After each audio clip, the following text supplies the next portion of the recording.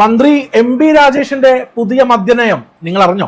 മദ്യം വാങ്ങുമ്പോൾ ഇനി മുതൽ 20 രൂപ അഡീഷണൽ നൽകണം. കാലിക്കുപ്പി തിരിച്ചു കൊടുക്കുമ്പോൾ ആ പൈസ തിരിച്ചു കിട്ടും. ഇത് ജനങ്ങളെ കൊള്ളയടിക്കാനുള്ള പുതിയ തന്ത്രമാണ് എന്ന് തോന്നുന്നില്ലേ? വിശദീകരിക്കാം. ശരാശരി 20 ലക്ഷം മദ്യപാനികൾ ഒരു ദിവസം ബിവറേജസിൽ നിന്ന് മദ്യം വാങ്ങുന്നുണ്ട് എന്നാണ് ബിവറേജസ് കോർപ്പറേഷന്റെ കണക്ക്. 20 രൂപ വെച്ച് അഡീഷണൽ ആയി ഇവരിൽ നിന്ന് വാങ്ങിയാൽ 4 കോടി രൂപ വെച്ച് ഒരു ദിവസം അധികമായി ബിവറേജിലേക്ക് എത്തും. വീട്ടിൽ പെൺമക്കളൊക്കെയുള്ള മദ്യപാനികൾ ഒരു കുപ്പി വാങ്ങിയാൽ അത് എങ്ങനെയെങ്കിലും ഒതുക്കത്തിൽ കഴിച്ച് ആ കുപ്പി വേസ്റ്റിന്റെ കൂടെ തള്ളിക്കളയും. അതുകൊണ്ട് അപ്പൊ തന്നെ ആടി ബിവറേജസിലേക്ക് പോവുകയോ അതെടുത്ത് വെച്ച് പിറ്റേ ദിവസം കൊണ്ട് ബിവറേജിൽ കൊണ്ടേ കൊടുത്ത് പൈസ വാങ്ങാനോ മെനക്കെടില്ല. കാരണം അത് നാണക്കേടാണ്, മക്കള് കാണും.